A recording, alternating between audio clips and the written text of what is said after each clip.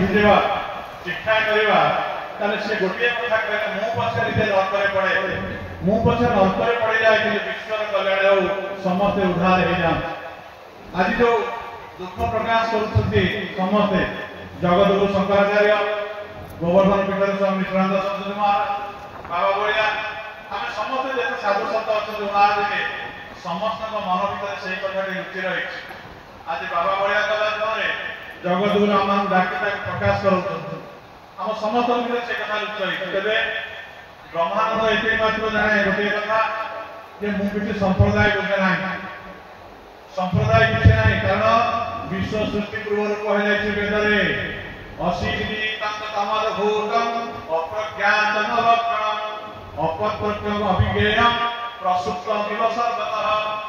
एकम एव अद्वितीयं सत्रूपनाम वर्तितम सृष्टि पुराधुनावेश्य तद्रुतं तदुतीर्यते।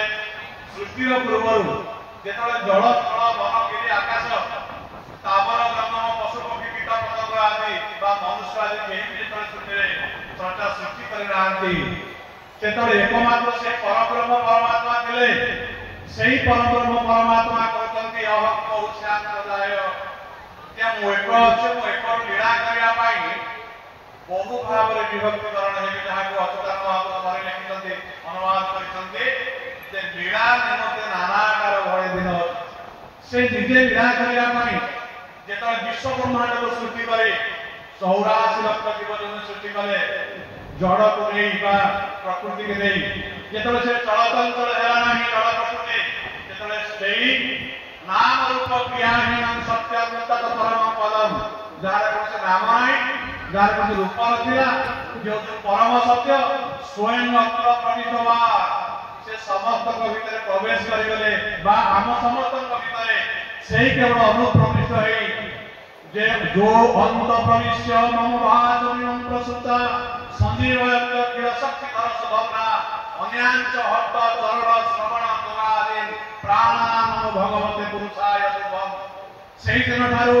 सेही संग्राम को सृष्टि कर सारला परे सेही वेदर वाक्य अनुसार से हमर अंतःकरण में प्रविष्ट हृदय में विकास करते जो अंत प्रविष्य मम वाचमिनं प्रसुता जे मो हृदय भीतर में वाक्य कहया पे शक्ति दउतंती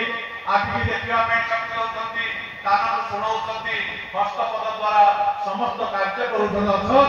सर्वेन्द्रिय गुणाभास सर्वेन्द्रिय विवर्जितम जहार कोन से शरीर नथिला मध्य से शरीरधारी समस्त कार्य करूछन। जदि हम ए मौलिक कथाटी बुझी लेबा त हमरा